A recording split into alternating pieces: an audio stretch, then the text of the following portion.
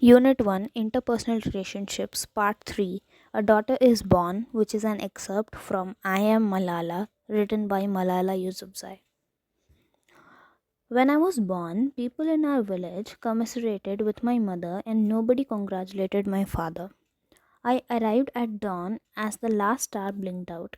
We Pastons see this as an auspicious sign.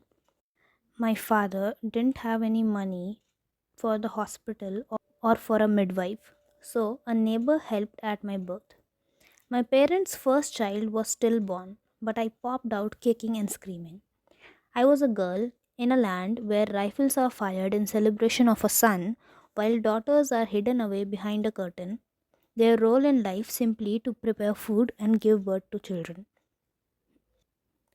For most Pashtuns, it's a gloomy day when a daughter is born.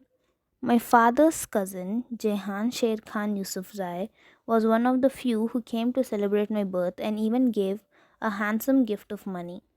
Yet, he brought with him a vast family tree of our clan. The Dalokhel Yousafzai, going back to my great great grandfather and showing only the male line. My father, Ziauddin, is different from most Pashtun men. He took the tree, drew a little line like a lollipop from his name, and at the end of it he wrote Malala. His cousin laughed in astonishment. My father didn't care.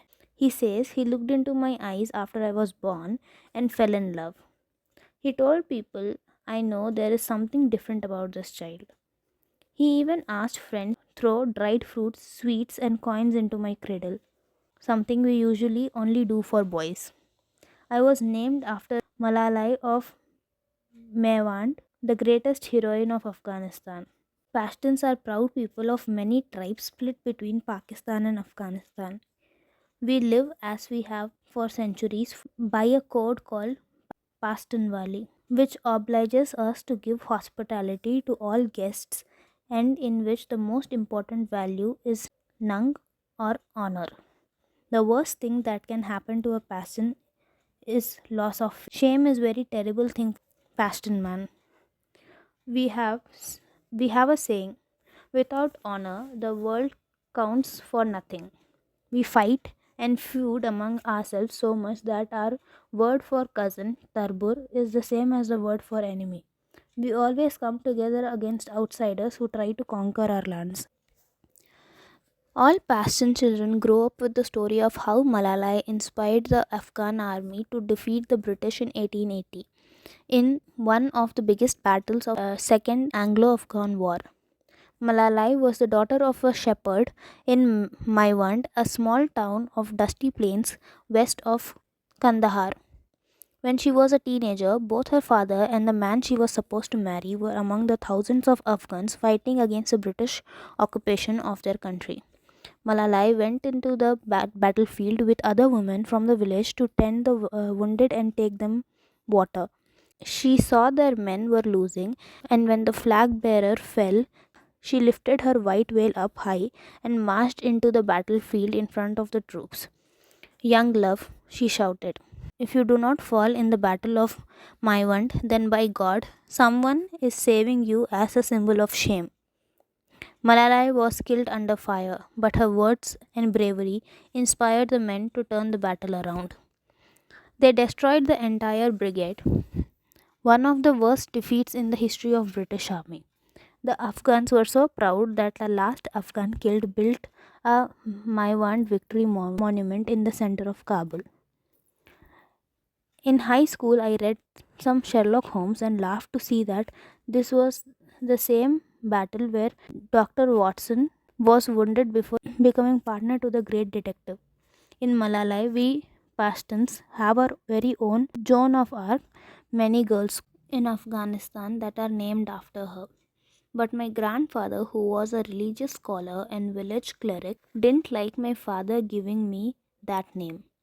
It is a sad name, he said. It means grief stricken.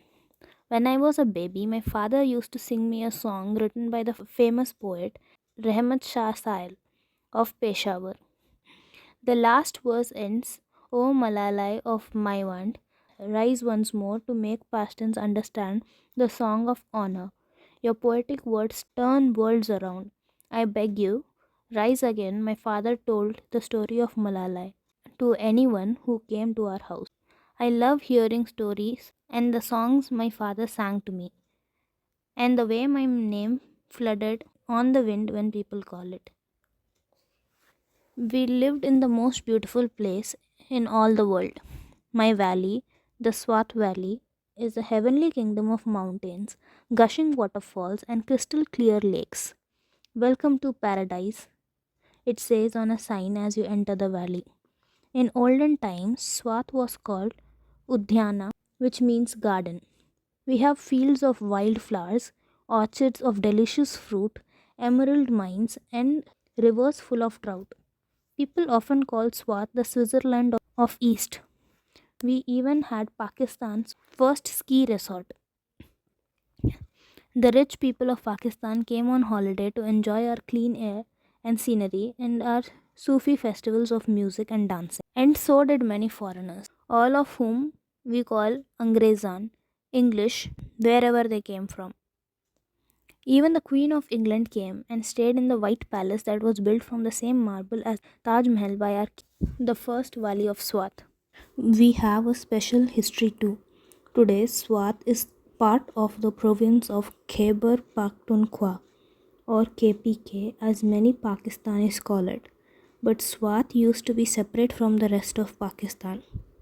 We were once a princely state, one of three with the neighboring lands of Chitral and Dir. In colonial times, our kings owed allegiance to the British but ruled their own land. When the British gave India independence in 1947 and divided it, we went with the newly created Pakistan but stayed autonomous. We used the Pakistani rupee, but the government of Pakistan could only intervene on foreign policy. The Wali administered justice, kept the peace between warring tribes, and collected ushur, a tax of 10% of income, with which he built roads, hospitals, and schools. We were only 100 miles from Pakistan's capital, Islamabad, as the crows fly, but it felt as if it was in another country. The journey took at least 5 hours by road over the Malakhand Pass, a vast bowl of mountains where long ago our ancestors, led by a preacher called Mullaha Saidullah, known by the British as the Mad Fakir, battled British forces among the craggy peaks. Among them was Winston Churchill, who wrote a book about it, and we still call one of our peaks Churchill's Picket, even though he was not very complimentary about our people. At the end of the pass is a green domed shrine where people throw coins to give thanks for their safe arrival. No one I knew had been to Islamabad. Before the troubles came, most people, like my mother, had never been outside Swat. We lived in Mingora, the biggest town in the valley. In fact, the only city. It used to be a small place, but many people had moved in from surrounding villages, making it dirty and crowded. It has hotels, colleges, and golf course, and a famous bazaar for buying our traditional embroidery, gemstones, and anything you can think of. Marghasar stream loops through it, milky brown from the plastic bags and rubbish thrown into it. It is not clear like the streams in the hilly areas or like the wide river Swat just outside town, where people fished for trout and which we visited on holidays. Our house was in Gulkada, which means place of flowers, but it used to be called Budkar, or the place of Buddhist statues. Near our homes was a field scattered with mysterious ruins, statues of lions and their haunchers, broken columns, headless figures, and oddest of all, hundreds of stone umbrellas. Islam came to our valley in the 11th century when Sultan Muhammad of Ghazni invaded from Afghanistan and became our ruler. But in ancient times, Swat was a Buddhist kingdom. The Buddhists had arrived here in the 2nd century and the kings ruled the valley for more than 500 years. Chinese explorers wrote stories of how there were 1,400 Buddhist monasteries along the banks of the river Swat, and the magical sound of temple bells would ring out across the valley. The temples are long gone, but almost anywhere you go in Swat, amid of the primroses and other wildflowers, you will find their remains. We would often picnic among rock carvings of smiling fat Buddhas sitting cross legged on a lotus flower. There are many stories that Lord Buddha himself came here because it is a place of such peace, and some of his ashes are said to be buried in the valley in a giant stupa. Our Butkara ruins were a magical place to play hide and seek.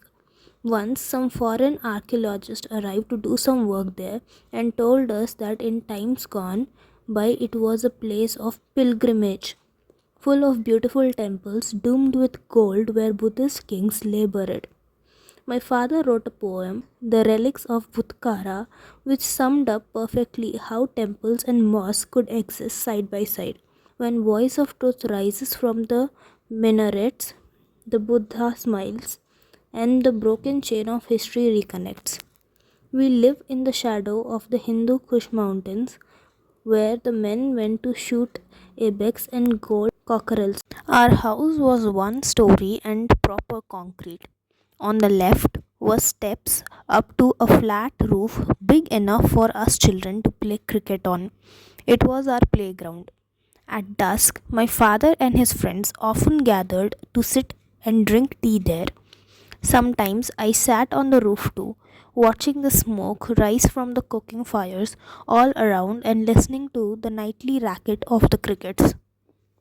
Our valley is full of fruit trees on which grow the sweetest figs and pomegranates and peaches. And in our garden, we had grapes, guavas, and persimmons. There was a plum tree in our front yard which gave the most delicious fruit. It was always a race between us and the birds to get them. The birds loved that tree, even the woodpeckers. For as long as I can remember, my mother has talked to birds. At the back of our house was a veranda where the women gathered. We knew what it was like to be hungry, so my mother always cooked extra and gave food to the poor families. If there was any left, she fed it to the birds. In Pasto, we loved to sing tapi, two-line poems. As she scattered the rice, she would sing one. Don't kill doves in the garden. You kill one and the others won't come. I like to sit on the roof and watch the mountains and dream. The highest mountain of all is the pyramid shaped Mount Elam. To us, it is sacred mountain and so high that it always wears a necklace of fleecy clouds. Even in summer, it is frosted with snow. At school, we learnt that in 327 BC, even before the Buddhists came to Swat, Alexander the Great swept into the valley with thousands of elephants and soldiers on his way from Afghanistan to Indus. Swati people fled up the mountains believing they would be protected by their gods because it was so high. But Alexander was determined and patient leader. He built a wooden ramp from which his catapults and arrows could reach the top of the mountain.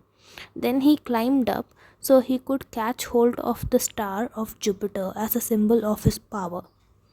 From the rooftop, I watched the mountains change with season. The autumn chill winds would come. In the winter, everything was white snow. Long icicles hanging from the roof like daggers, which we loved to snap off. We raced around, building snowmen and snow bears and trying to catch snowflakes.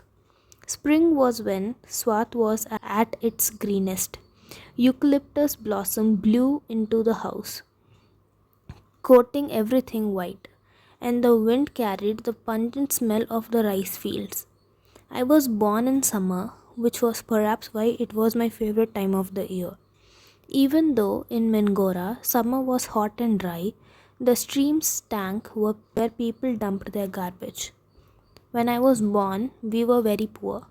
My father and a friend had founded their first school, and we lived in a shabby shack of 2 rooms opposite the school. I slept with my mother and father in one room, and the other was for guests.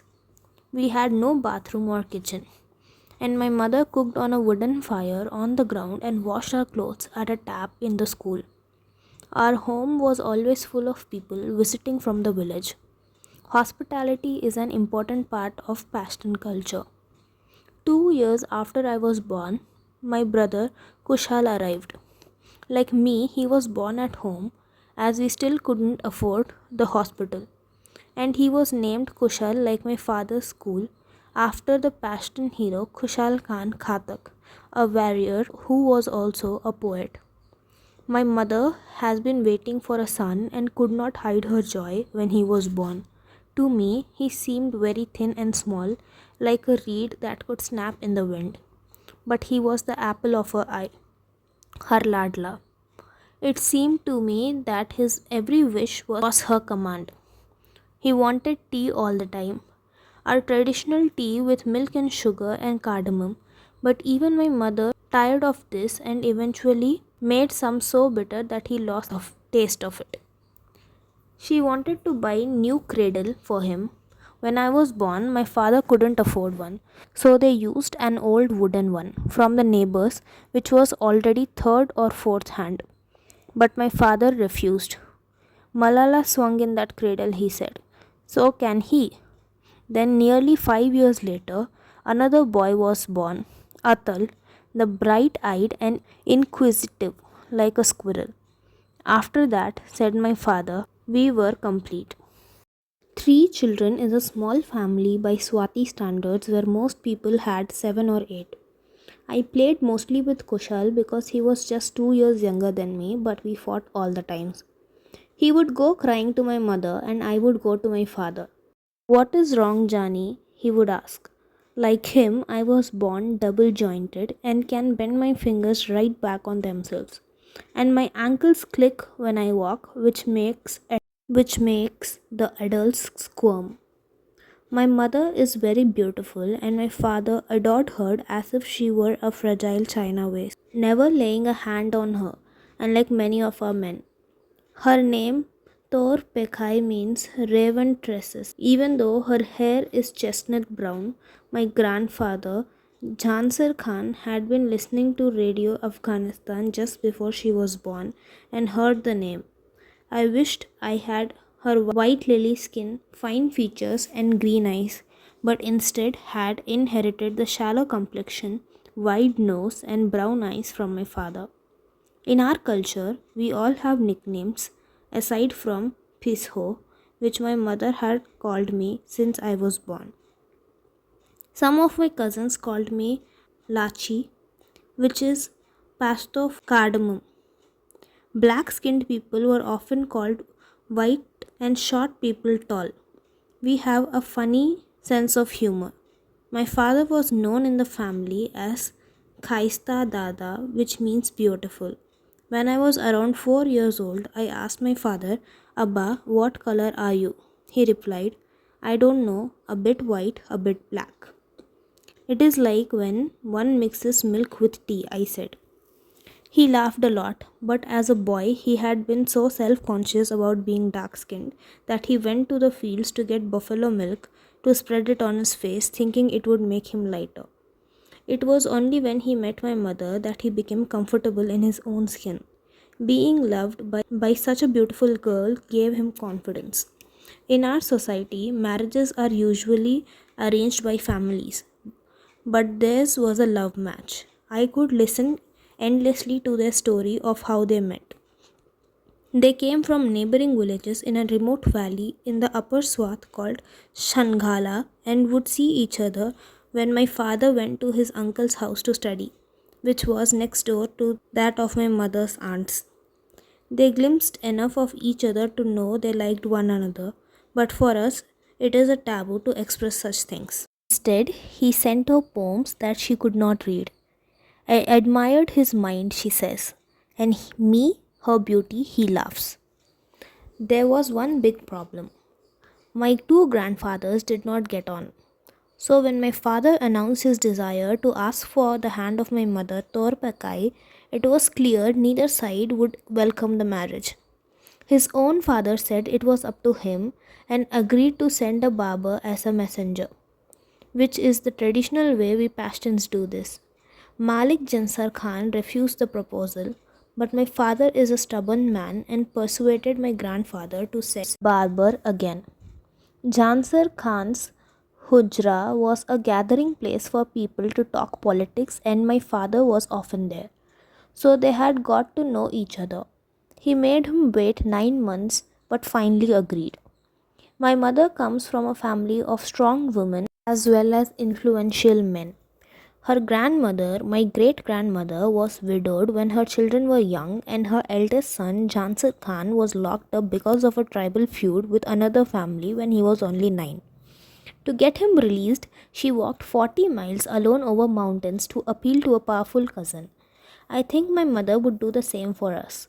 Though she cannot read or write, my father shares everything with her, telling her about his day, the good and the bad. She teases him a lot and gives him advice about who she thinks is a genuine friend and who is not. My father says he is always right. Most Pashtun men never do this, as sharing problems with women is seen as weak. He even asks his wife, they say, as an insult. I see my parents happy and laughing a lot. People would see us and they say we are a sweet family. My mother is pious and prays 5 times a day, though not in the mosque, as that is only for the men. She disapproves of dancing because she says God would not like it, but she loves to decorate herself with pretty things, embroidered clothes and golden necklaces and bangles. I think I'm a bit of disappointment to her, as I am so like my father and don't bother with clothes and jewels. I get bored going to the bazaar, but I love to dance behind closed doors with my school friends. Growing up, we children spent most of our time with our mother. My father was out a lot as he was busy, not just with his school but also with literary societies and jirgas, as well as trying to save the environment, trying to save our valley. My father came from a backward village, yet through education and force of personality, he made a good living for us and a name for himself. People liked to hear him talk, and I loved the evenings when guests visited. We would sit on the floor around a long plastic sheet which my mother laid with food and eat with our right hand as it is our custom. Boiling together rice and meat, as darkness fell, we sat by the light of oil lamps, batting away the flies as our silhouettes made dancing shadows on the walls. In summer months, there would often be a thunder and lightning crashing outside, and I would crawl closer to my father's knee. I would listen rapt as he told me stories of warring tribes, Pashtun's leaders, and saints, often through poems that he read in melodious voice, crying sometimes as he read. Like most people in Swat, we are from the Yousafzai tribe. We Yousafzai are originally from Kandahar and are one of the biggest Pashtun tribes spread across Pakistan and Afghanistan. Our ancestors came to Swat in the 16th century from Kabul, where they had helped a Timurid emperor win back his throne after his own tribe removed him. The emperor rewarded them with important positions in the court and army, but his friends and relatives warned him that the Yousafzai were becoming so powerful they would overthrow him. So one night he invited all the chiefs to a banquet and set his men on them while they were eating. Around 600 chiefs were massacred, only two escaped, and they fled to Peshawar along with their tribesmen. After some time, they went to visit some tribes in Swat to win their support so they could return to Afghanistan. But they were so captivated by the beauty of Swat, they instead decided to stay there and force the other tribes out. The Yusufzai divided up the land among the male members of the tribe. It was a peculiar system called Vesh, under which every 5 or 10 years all the families would swap villages and redistribute the land of new village among the men so that everybody had the chance to work on good as well as bad land. It was thought this would keep rival clans from fighting. Villages were ruled by khans and the common people, craftsmen and laborers, were their tenants. They had to pay them rent in kind, usually a share of their crop. They also had to help the Khans from militia by providing an armed man for several plot of land. Each Khan kept his hundreds of armed men both for feuds and to raid and loot other villages. As Yousafzai in Swat had no ruler, there were constant feuds between Khans and even within their own families. Our men all have rifles, though these days they don't walk around with them like they do in the other Pashtun areas. Great grandfather used to tell stories of gun battles when he was a boy. In the early part of the last century, they became worried about being taken over by the British, who by then controlled most of the surrounding lands. They were also tired of the endless bloodsheds, so they decided to try and find an impartial man to rule the whole area and resolve their disputes. After a couple of rulers who did not work out, in 1917 a chief settled on a man called Miangul Abdul Wadud as their king. We know him affectionately as Badsar Sahib, and though he was completely illiterate, he managed to bring peace to the valley. Taking a rifle away from Pashtun is like taking away his life, so he could not disarm the tribes. Instead, he built forts and mountains all across Swat and created an army. He was recognized by the British as the head of the state in 1926 and installed as Wali, which is our word for the ruler. He set up the first telephone system and built the first primary school and ended the Vesh system because the constant moving between villages meant no one could sell land or had any incentive to build better houses or plant fruit trees. In 1949, 2 years after the creation of Pakistan, he abdicated in favor of his elder son, Miangul Abdul Haq Jahanzib. My father always says while Badshah Sahib brought peace, his son brought prosperity. We think of Jahanzib's reign as the golden period in our history. He had studied in a British school in Peshawar, and perhaps because his own father was illiterate, he was passionate about schools and built many, as well as hospitals and roads.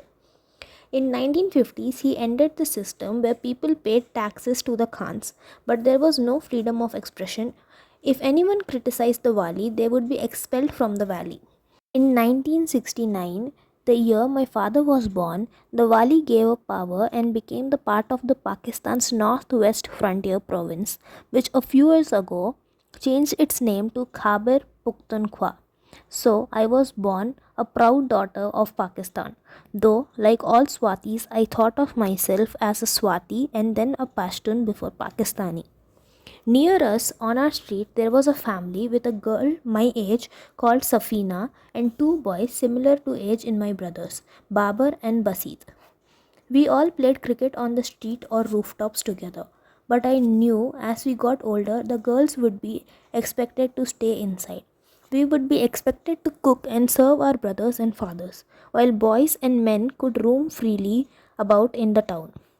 My mother and I could not go out without a male relative to accompany us, even if it was a 5-year-old boy. This was the tradition. I had decided very early I would not be like that. My father always said, Malala will be as free as a bird. I dreamed of going to the top of Mount Elcom like Alexander the Great to touch the Jupiter and even beyond the valley. But as I watched my brothers running across the roof, flying their kites, and skillfully flicking the strings back and forth to cut each other's down, I wondered how a free daughter could ever be. Malala Yousafzai is a Pakistani female education activist. She is the youngest laureate to receive Nobel Peace Prize at the age of 17. She is the human rights advocate for the education of women and children in her native homeland, Swat, where the Pakistani Taliban had at times banned girls from attending school. Her advocacy has grown into international movement and she had become the most prominent and famous citizen of Pakistan. She considered Ghaffar Khan, Barack Obama, and Benazir Bhutto as her role models.